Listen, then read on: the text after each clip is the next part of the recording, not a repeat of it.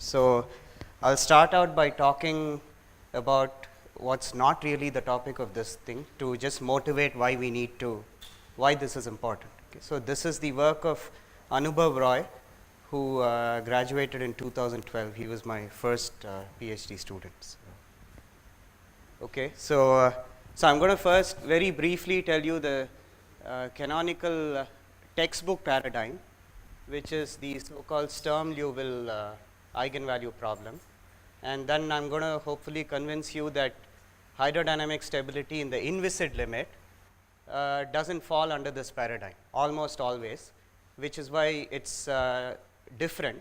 And then I'm going to analyze two problems. So at the time that I made up this talk, I thought I'll be able to talk about all four, but I'll be lucky, I think, if I manage to cover these two.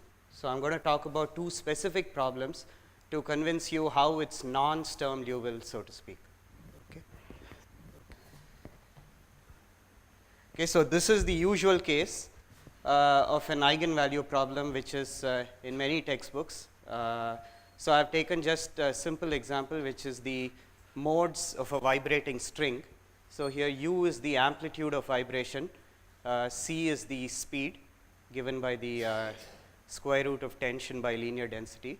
And so it satisfies, the displacement satisfies a wave equation with boundary conditions where it's fixed at both ends. And for the full initial value problem, you will have initial conditions. But the one way of solving this is to assume a so-called normal mode form, where you separate variables, say that it's a product of function of x, the position along the string, and time. Okay? And once you do this, you get ordinary differential equations for both. In fact, I've already assumed that I'll be getting an exponential here. And it turns out that this function of position, so this is the string, those are the two ends, and this is position along the string, that's the displacement. It turns out x is just the sinusoidal functions, and you get an infinity of wavelengths, a discrete infinity or a countable infinity. So if you plot these correspond to various modes of vibration of the string, and n is really the number of zero crossings. Okay, so you can have an increasing number of zero crossings that corresponds to the higher order signs. And it's also known that when you combine all these modes, they form a complete basis. So any arbitrary initial condition, distortion of the spring, can be expressed as a sum of these modes. And the reason why you want to resolve it into these modes is that each mode by itself has a very simple evolution. It oscillates with a single frequency. Okay, all of these are stationary waves. And so this is the modal decomposition of the vibrating string, and the Eigen Functions form a complete basis. Now I've taken just one example. If you can consider more complicated examples. If you consider a cylindrical membrane, then you will have Bessel functions rather than sines. But again, there's an infinity of Bessel functions. You have Fourier Bessel series. All of those are complete. Okay, so this is the case where you have a discrete spectrum and a countable infinity of eigenvalues. Okay. Now the problem with hydrodynamic stability is that's not usually the case when RE goes to infinity. So we'll get there. So this I've just written the vorticity equation. Omega is the vorticity field, U is the velocity field at any finite Reynolds. I've written the vorticity because we will go to infinite Reynolds, and it will be easier to imagine things in terms of the vorticity field. Okay, so I do the usual thing in stability. I have a base state, some velocity and vorticity field in the base state. Then I assume perturbations, and we are going to only linear order. So I'll assume that the perturbations are small. So I'll neglect quadratic terms, and I get a linearized equation for the vorticity perturbation. Okay, so this is the general three-dimensional case. But I can simplify things, so I look mostly only in 2 dimensions. So in which case we know that when the flow is 2-dimensional, there is only one component of the vorticity which is perpendicular to the plane of the flow, that is omega z. Okay, and I'm going to go to the inviscid limit. Okay, so I'm going to neglect the diffusion term. So Reynolds is infinity, so this is not important. So the vorticity omega z is the perturbation vorticity. Okay, z is the vorticity in the base state. So the equation tells us that the perturbation vorticity is convected by the base flow, okay, by U, and there is an induction term. Uy is the perturbation velocity field, So that redistributes the vorticity in the base state. So there is an induction term that acts as a source for this advection term. Okay? So the Rayleigh equation is essentially a balance of advection of perturbation vorticity with induction of the base state vorticity. Okay? So again, similar to the vibrating string, I'll assume a normal mode form. Okay? So remember, this was y was x in the problem, and capital X of x was my eigen function. So I've replaced that by functions of y, and I have a wave-like dependence in the x direction. Okay? So this is the normal mode form. And then once I do that, I get what's known as the Rayleigh equation. Okay? So the Rayleigh equation governs the linearized dynamics of perturbations to a fluid in the inviscid limit. Okay? So you can see this is the advection term. Now this is simplified because I've assumed a normal mode form. So C here is the velocity of propagation of the mode. Okay? So it's a wave-like mode which propagates with velocity c, and so u minus c is really the rate at which the disturbance propagates, the convection of the thing minus the rate at which the disturbance itself propagates. That's the rate of change, and the rate of change is balanced by an induction term. Okay? That's similar to what I had there. And then I have boundary conditions. So this is the normal component of the velocity. So y direction is the vertical direction. So this would be a flow profile for which I have the Rayleigh equation, and I would impose the boundary conditions that the boundaries are impenetrable and u hat y must therefore be 0 at the two boundaries. Okay? So this is my eigenvalue problem. Just like the vibrating string was an eigenvalue problem, this is the eigenvalue problem.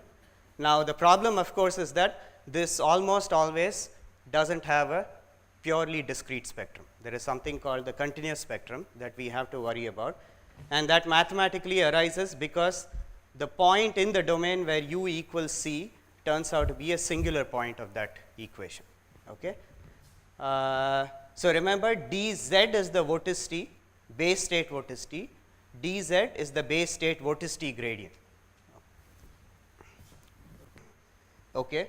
So before we look at how the spectrum looks like in some simple cases, I just want to motivate a structure that will keep recurring in this talk, which is a vortex sheet. Okay? So a vortex sheet you can imagine as an infinite plane which is threaded by vortex lines. Each vortex line wants to induce a circular motion about its own axis. Okay?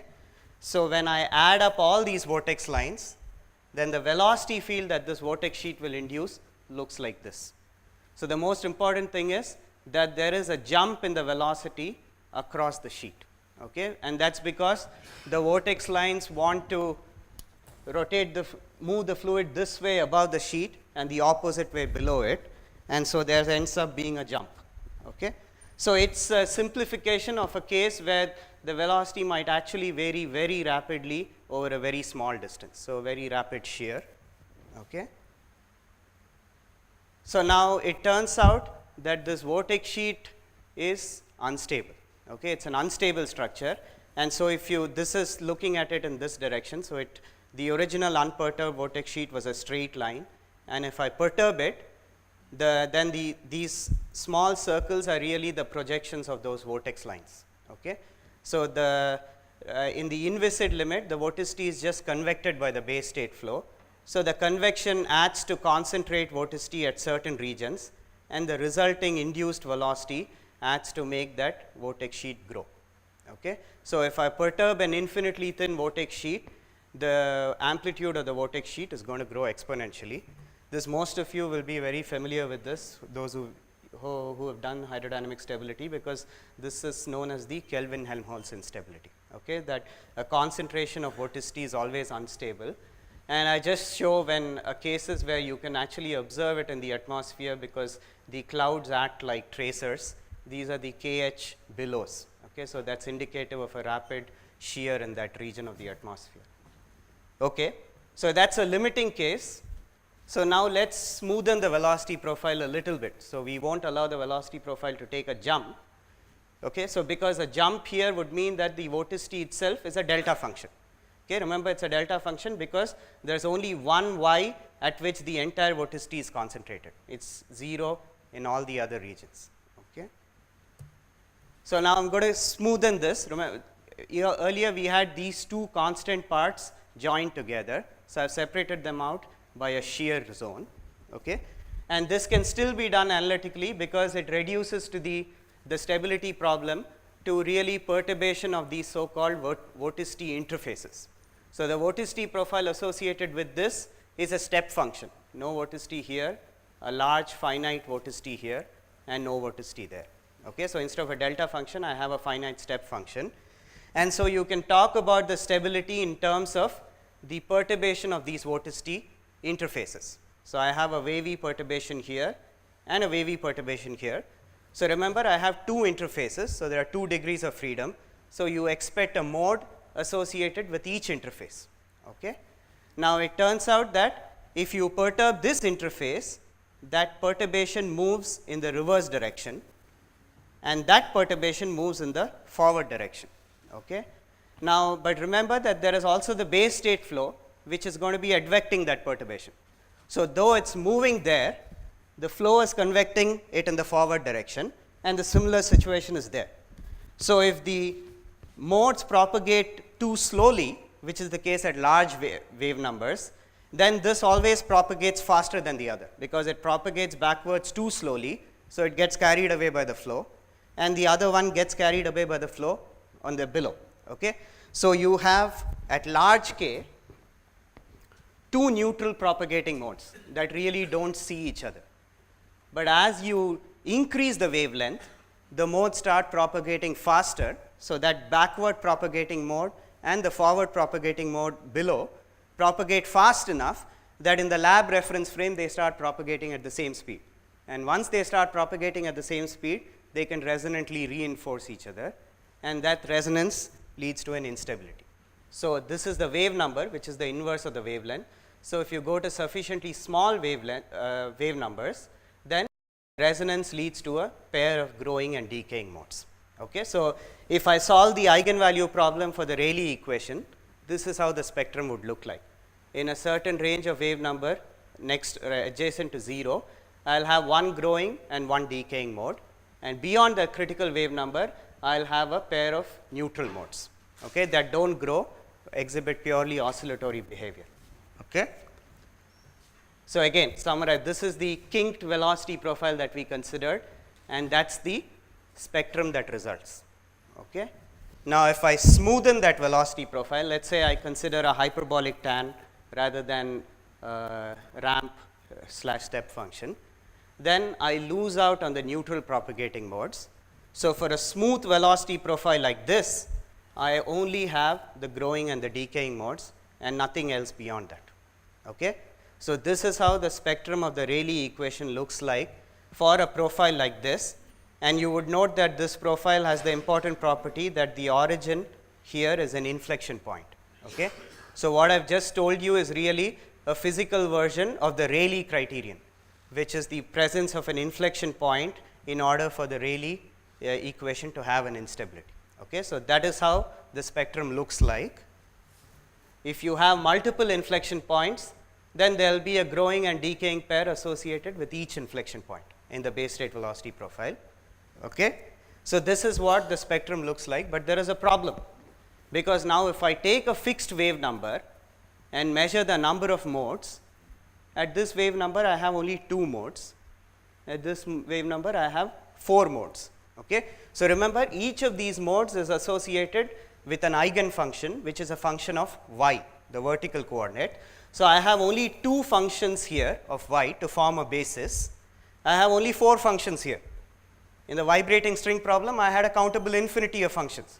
So it's obvious that these don't form a complete basis. I need something else. If I want to represent an arbitrary disturbance in terms of modes, these simply are not sufficient, because they are typically finite in number. Okay? And which is why you need what's known as the continuous spectrum. Okay? So a finite number of discrete modes cannot form a complete basis. Okay? Now there are so I told you that the fundamental significance of understanding the continuous spectrum, which is it gives us the information about the operator, the entire representation. Now the reason why you should study is it's ubiquitous. because it arises from the singular point in the Rayleigh equation, almost all inviscid shearing flows will have a continuous spectrum and not a discrete spectrum alone. Okay? And they are often intimately coupled. So, here I am showing a numerically calculated spectrum of the Blasius boundary layer. So, this is a numerically discretized version of the theoretical line that is the continuous spectrum, and you have discrete modes popping out of the continuous spectrum. So, often the two are intimately coupled. Okay?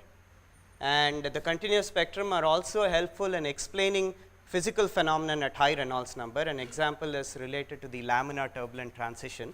It is called the bypass scenario, where you go from a laminar state to a turbulent state without going through the traditional discrete modes. So, the traditional discrete modes in the boundary layer scenario are called the Tolmin-Schlichting modes, the TS waves.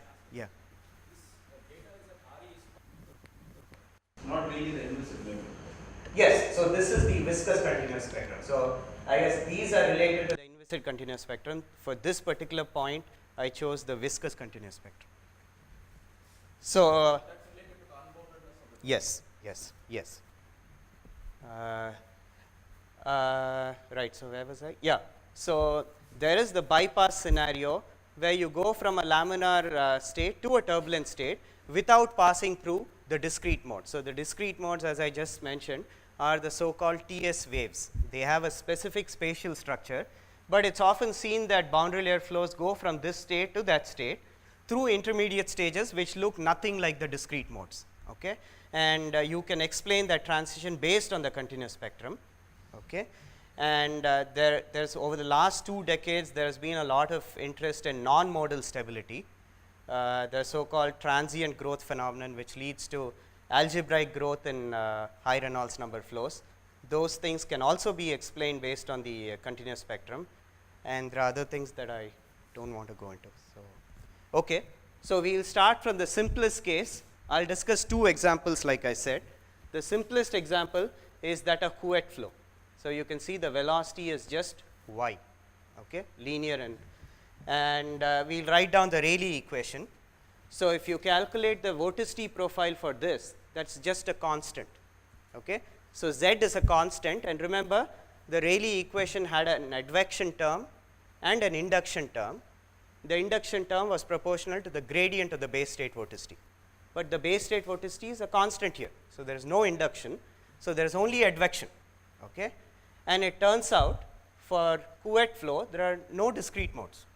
Okay. The spectrum is therefore purely continuous. So, if I attempt to plot a dispersion relation similar to what I did here, I will have nothing. Okay. So, the question is now what do I do? If I want to represent a disturbance, an arbitrary disturbance, I need some modes, okay, but there are clearly no discrete modes. And mathematically you can see this is a very simple equation. Okay. So, if you have Couette, this is the Rayleigh equation, and when u is not equal to c, okay, I have just this operator, the one dimensional Laplacian operator. This solution is just exponentials, second order ODE, and you can show that there is no combination of exponentials that will satisfy those boundary conditions, which really is saying that there are no discrete modes at any wave number. Okay. But there exists a second possibility, and that you recognize by, this is really the vorticity. Okay. This Laplacian of the normal velocity is really the vorticity field. So, what this equation is saying is that the vorticity is simply advected by the base state flow minus the velocity at which the wave propagates. Okay. So, it is just advection equals 0, u minus c times vorticity equals 0, and I have concluded there being no discrete modes by just saying that that implies the vorticity is 0. Okay. This is the vorticity, but there exists another possibility. Because the original equation is u minus c times vorticity is 0, a solution of that equation is the delta function.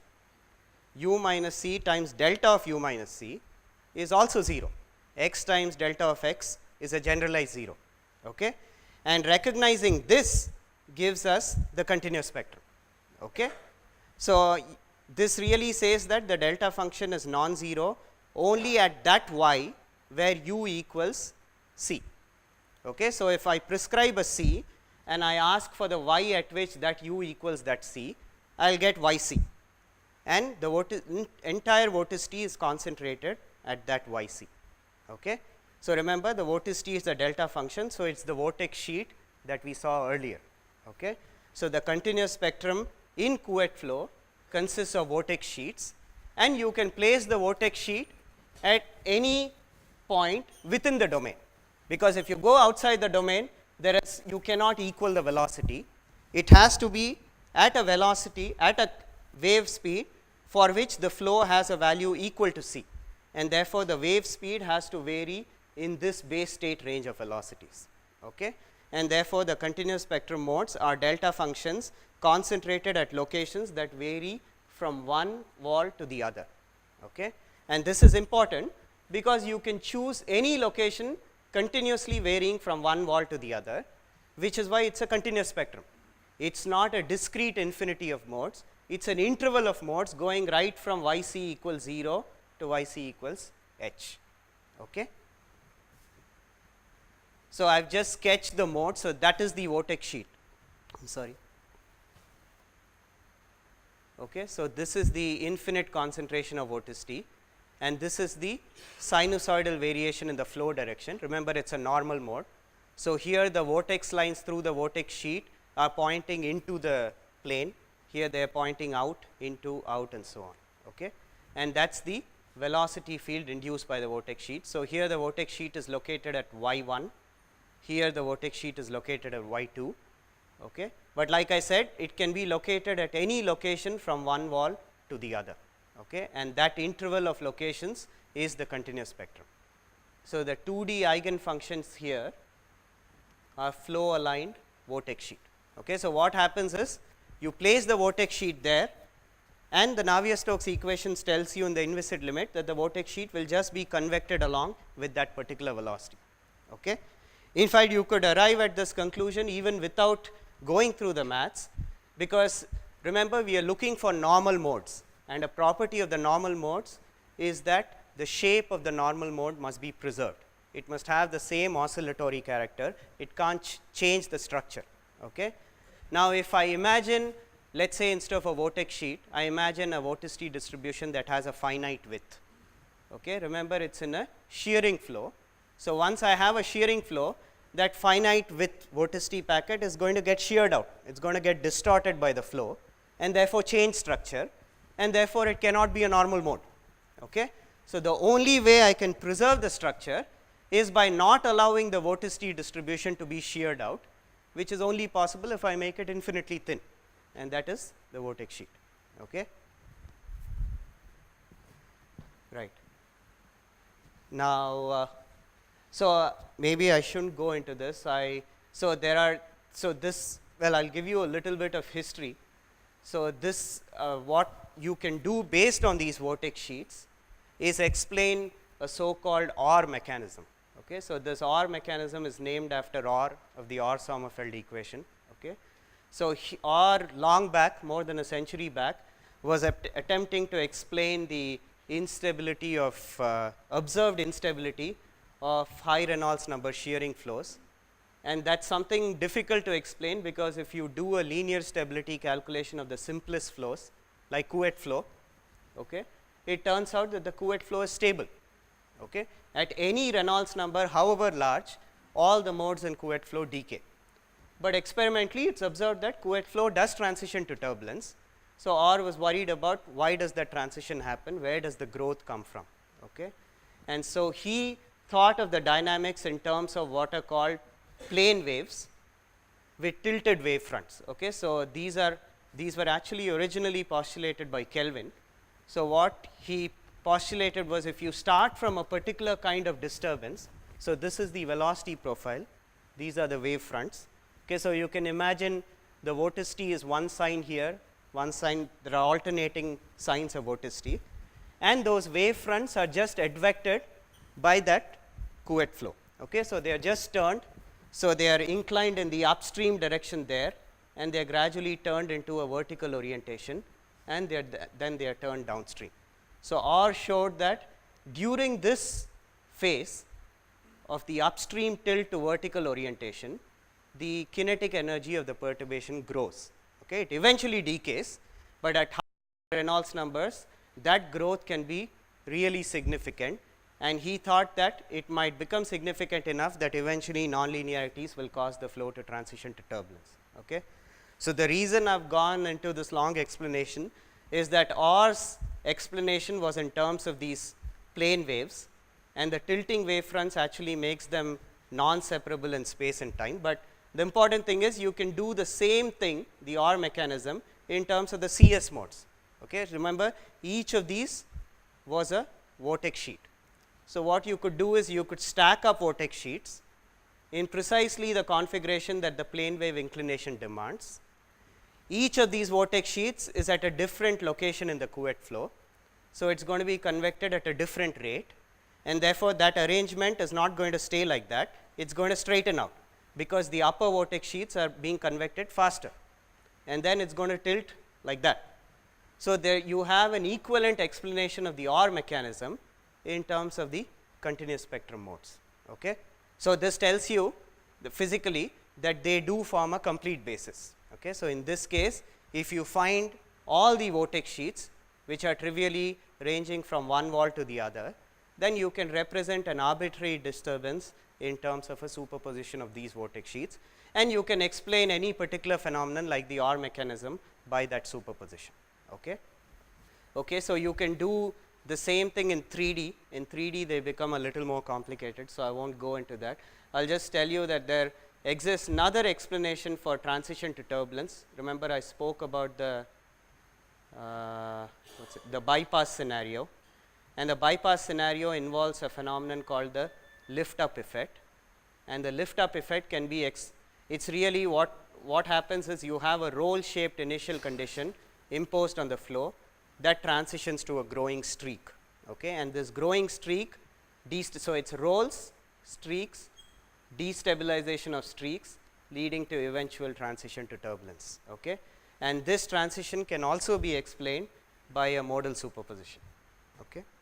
So, at this point, I would just want to tell you that for the case considered Couette flow, the continuous spectrum modes form a complete basis. Okay? Showing them involves a little bit of math, but you can see how it should work. You stack up vortex sheets depending on the disturbance and then evolve it. Okay? So, now I am going to go to the second example, which is the Rankine vortex. And the Rankine vortex is more complicated in the sense that it has both a discrete spectrum and, as we will see, a continuous spectrum. Okay? So, the Rankine vortex is just a cylindrical column within which the fluid undergoes solid body rotation, and outside there is an irrotational flow. Okay? So, if you plot the azimuthal velocity, it is going to be just r proportional to r inside that core, which I have taken to be of a unit radius, and then it will fall like 1 by r outside. Okay? So, there is no vorticity here, all the vorticity is inside the core and it is constant. So, the vorticity is a step function. Okay? Right. So, if I write down the Rayleigh equation for this, then it is the cylindrical analog of what we wrote down in Cartesian coordinates earlier. Okay? So, instead of x you have theta, instead of u you have the angular velocity now. Okay? So, again it is advected round in circles, theta is the azimuthal coordinate, and there is induction due to the radial motion, and this is the base state vorticity gradient. Z is the vorticity, that is the base state vorticity gradient. We are again going to consider the inviscid limit. So, we will push out diffusion. Right. So, the reason why the Rankine vortex is more interesting is that there exists Coriolis force because you are moving around in circles, and so it turns out that a balance of inertia and Coriolis forces can give rise to oscillations. Okay? So, that is very well known. In rotating fluids you can have waves. Okay?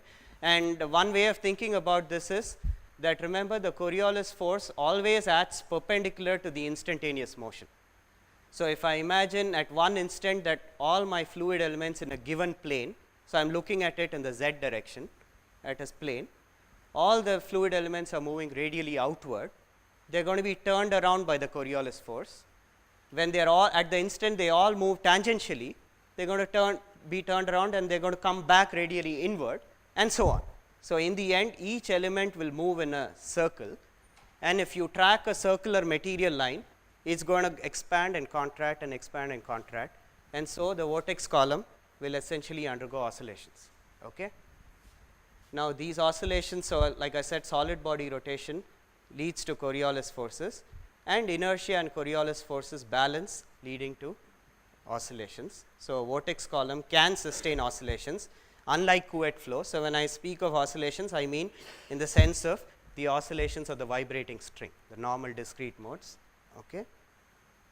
Now, these oscillations were analyzed long back. Okay. They have a name, Kelvin modes, because it was first analyzed by Lord Kelvin in the 1880s. Okay. Now, the again the analysis is similar. You again assume a normal mode form where it's wave like dependence in theta and z, and there is a structure in R. Okay. Remember, R was y in the Cartesian case and theta was like x.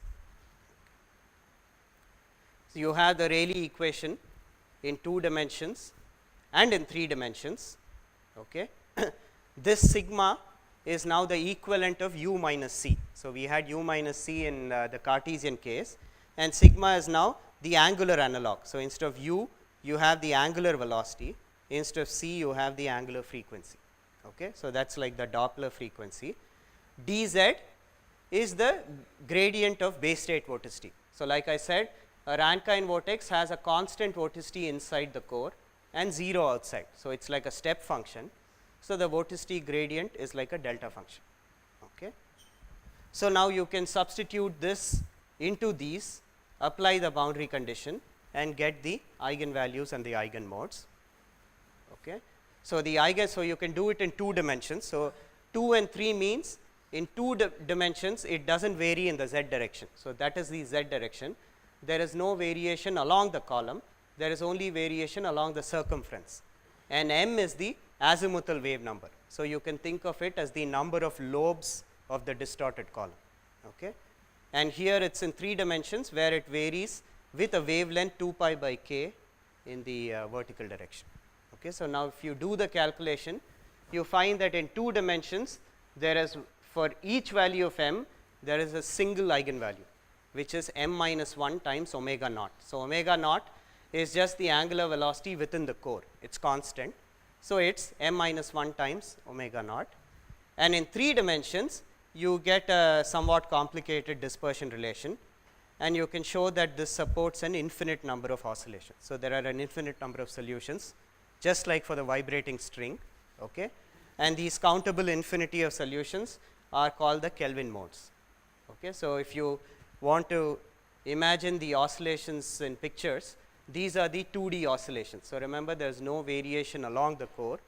I distort the core into a particular shape and that rotates at a certain rate. Okay. So, this is m equals 2 because that is an ellipse with 2 lobes, that is m equals 3, and they all rotate at that rate, m minus 1 times omega naught. Okay. Now, I can also have 3D modes where I have a modulation of the cross section along the vertical. Okay. And there are an infinite number of them. Okay. So, remember again, m is the azimuthal wave number and k measures the axial rate of variation. Okay. So, if you actually plot the dispersion curves, this is what it looks like. So, this is the solution of the eigenvalue problem for the Rankine vortex. Okay. It is plotted for a fixed value of m against the axial wave number. Okay. So, here it is k. So, each line here corresponds, vertical line corresponds to a fixed k. So, now notice that as I move along a vertical line, I have not shown all the modes. There are an infinite number of such curves eventually asymptoting to this line. Okay, that is at m omega corresponding to the core rotation. So, if I proceed along a vertical line, there are an infinite number of oscillations here. Okay. So, remember, in the Rayleigh case, the initial simple case that we saw, along a given k there were only a finite number of discrete modes. Okay. Here there are an countable infinity of discrete modes at any fixed value of k, and as k tends to 0, all of them collapse to one point except one, and that one converges to a non-trivial frequency, which is the 2D Kelvin mode. Okay.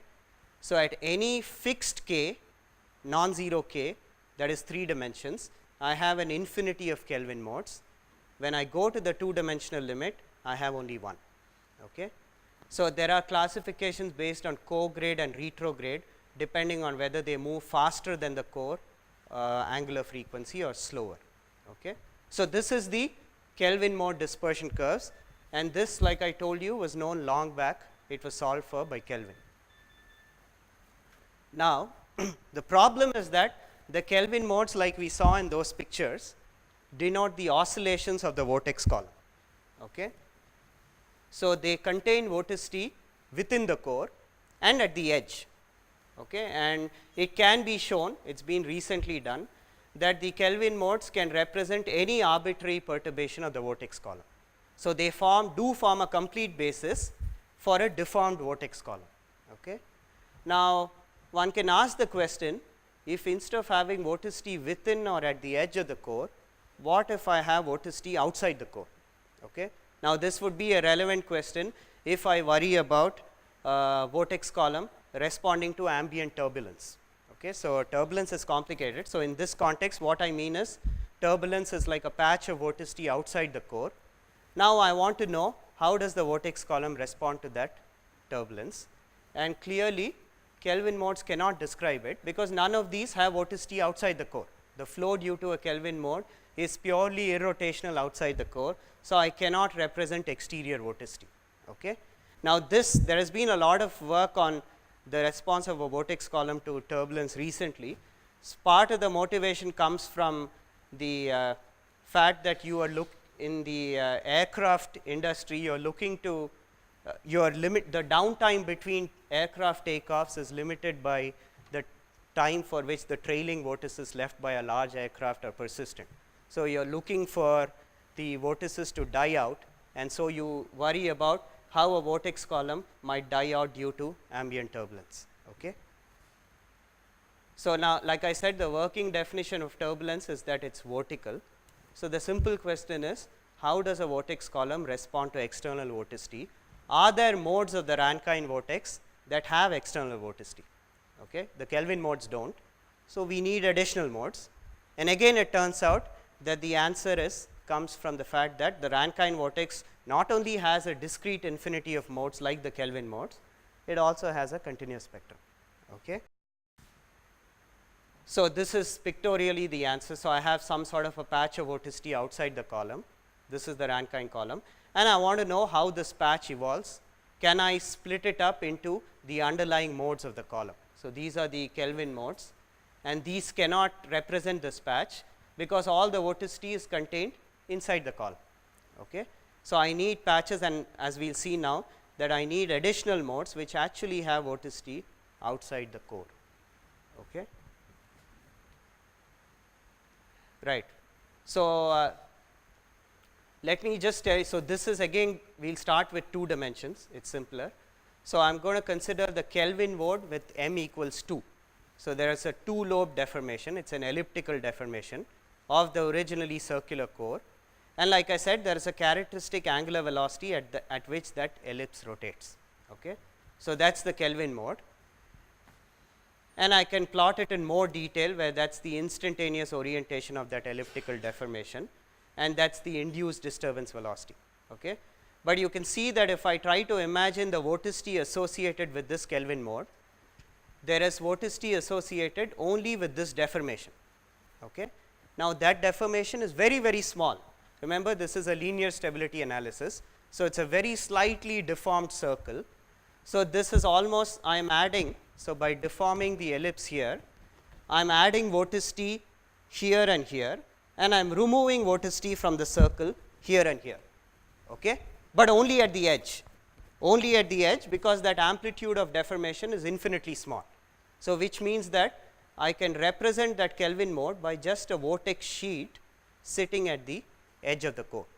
So, the perturbation vorticity of the Kelvin mode is just a vortex sheet sitting at the edge of the core.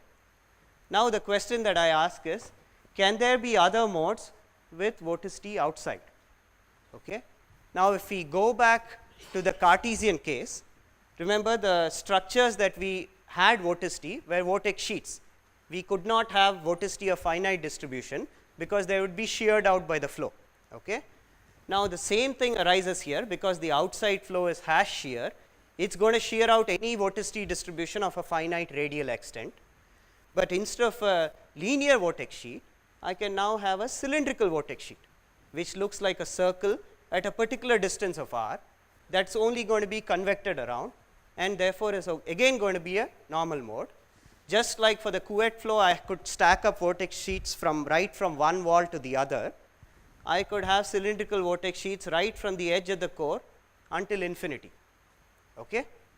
So, my continuous spectrum modes become this. So, it looks just like the Kelvin mode, except that I have introduced a vortex sheet outside. So, in the Kelvin mode, only the ellipse rotates at a certain rate. In the CS mode, CS is continuous spectrum, both the vortex sheet and the ellipse rotate at the same rate. Okay.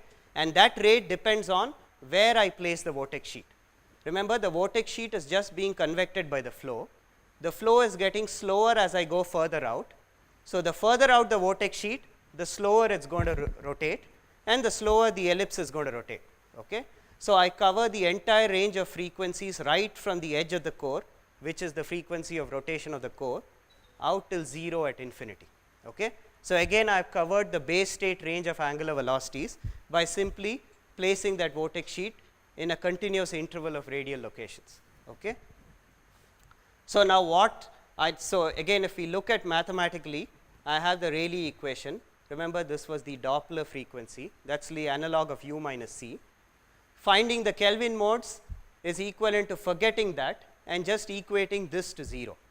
That gives us the Kelvin modes. This is in 2 dimensions. In 2 dimensions for the CS modes, I need to account for that and recognize that this part of the operator can in fact be a delta function, because a delta function times delta of omega minus m omega times omega minus m omega is again 0, because x times delta of x is 0. So, this which is really the vorticity equals a delta function. Okay. Now, this is equivalent to a delta function at a particular radial location, which therefore is equivalent to a cylindrical vortex sheet. Okay.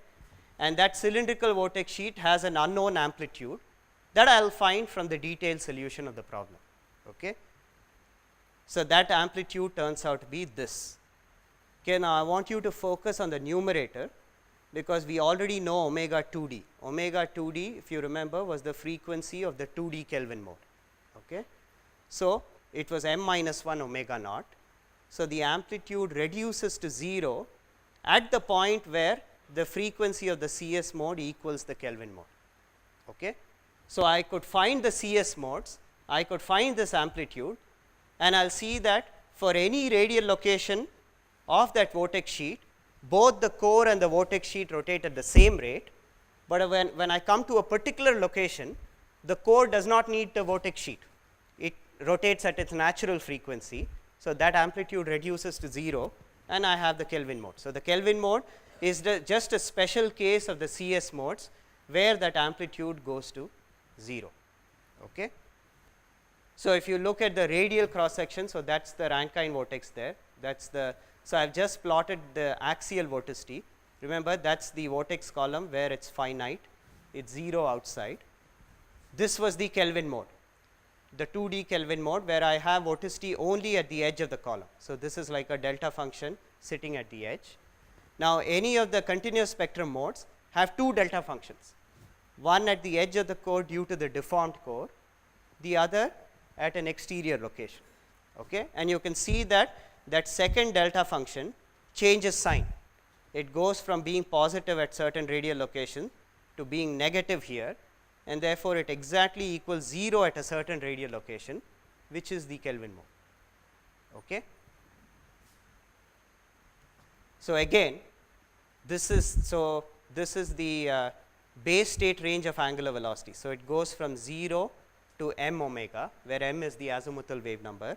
Here m is the azimuthal wave number, like I said. So, at each m, what Kelvin found was an isolated mode corresponding to a single frequency. What we have found is the interval of continuous spectrum modes that are present on either side, and that actually make the basis complete for 2-dimensional perturbations. Okay. Right. So you can do, so this is the 2D problem where I have the exterior patch of vorticity and the vortex column, and the question is, can I represent the patch in terms of the Kelvin modes? Okay. The answer obviously is no, because these don't have vorticity here, all have vorticity sitting right at the edge of the core. Okay. So I need these CS modes. This is a 3D depiction of the 2D CS mode. So it has a cylindrical vortex sheet, remember? That was the cylinder there, and that's the cylinder in this picture. That's threaded by axial vortex lines. So you can use the cylindrical vortex sheet to generate the exterior patch and solve the initial value problem. Okay. Right. So how much time do I have left? Okay. So I'll just go through the 3D version. So whatever I've described was for k equals 0. So all are 2D Kelvin modes. So now you can do the same thing for 3D Kelvin modes. So this, remember, was the 2D picture, the Rayleigh equation 2 dimensions. Forgetting about the Doppler frequency, equating the operator to 0 gives you the 2D Kelvin modes. Accounting for that leads to the 3D Kelvin mode, 2D continuous spectrum modes. You can do the same exercise in 3 dimensions. In 3 dimensions, you have this equation.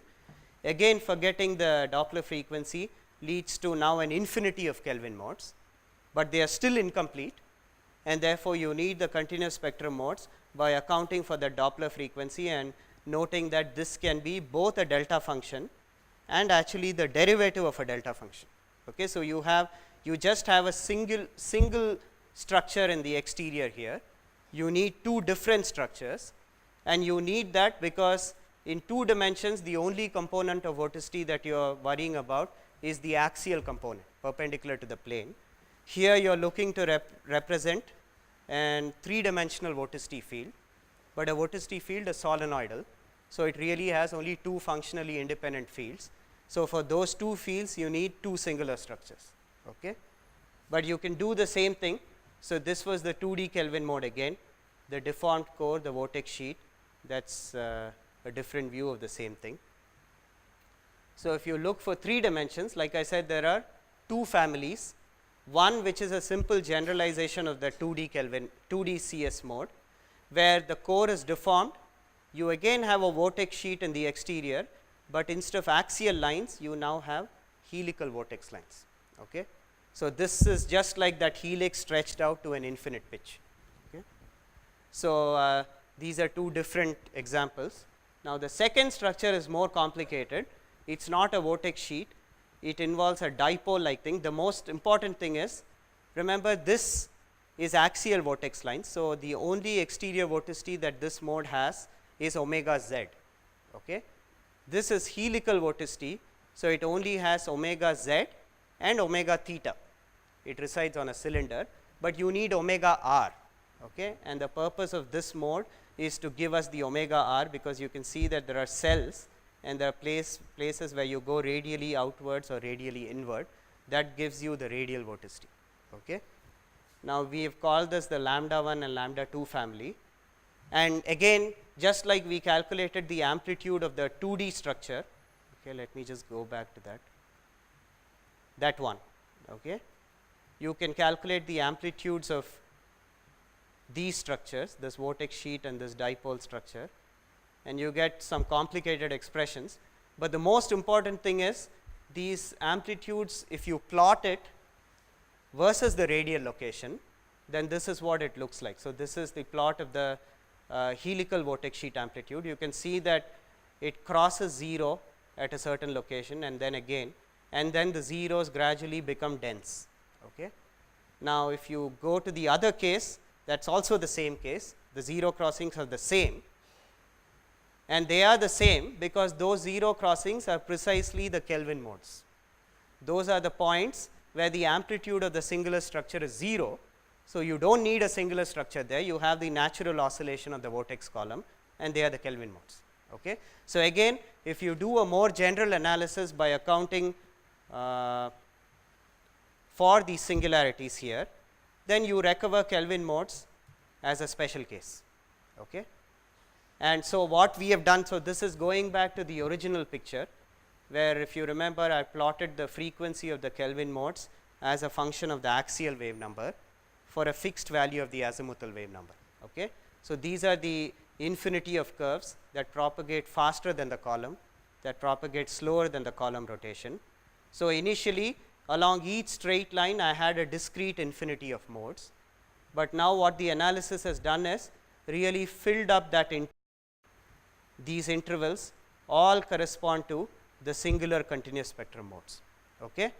So, this entire interval has singular modes. As soon as I reach this location, it reduces to a Kelvin mode. Again there are CS modes, Kelvin modes, CS modes, Kelvin modes and so on.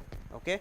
So, all the gaps between the Kelvin mode frequencies correspond to these singular modes, and they again make the spectrum complete. And so, I am not going to have time to discuss that, but you can show that if you account for these modes, then you in fact can represent an arbitrary 3-dimensional vertical blob and its interaction with the Rankine vortex. Okay. Right. So, that really corresponds to that statement. Okay. So, that is the lambda 1 eigenmode, the first singular family, the second singular family. So, that is the CS mode superposition consisting of 2 families. The next is the discrete mode superposition, which is the Kelvin modes. So, if you combine both the discrete modes and the continuous spectrum modes, then you can represent an arbitrary 3-dimensional vorticity field. Okay.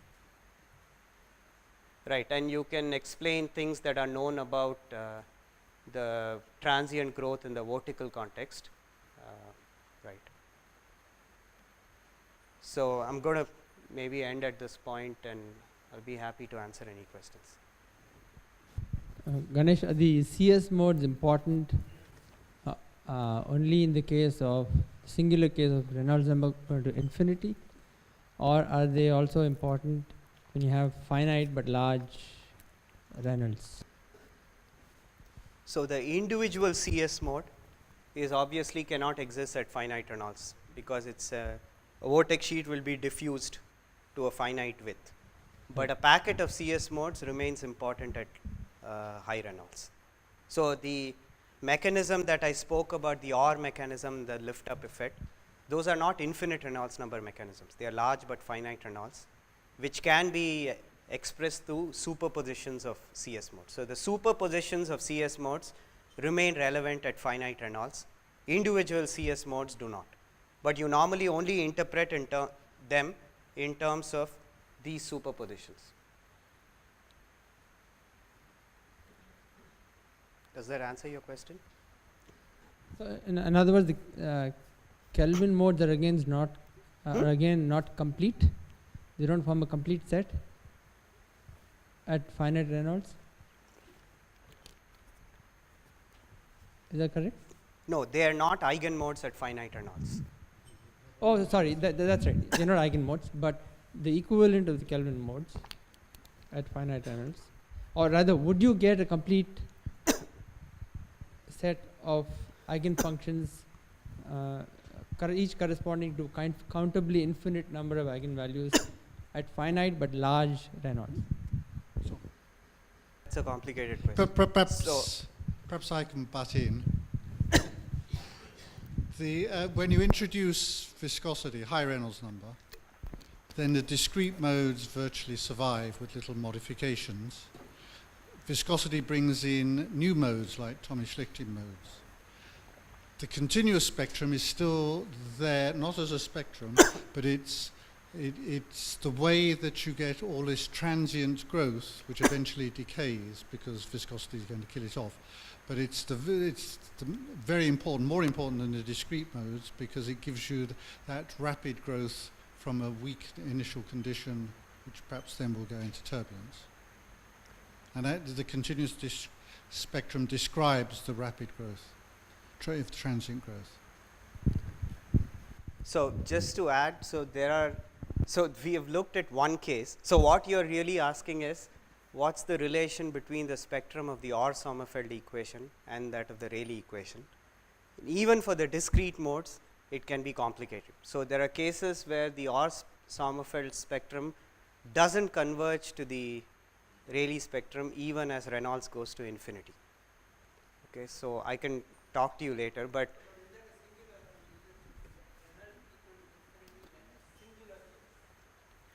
it can be.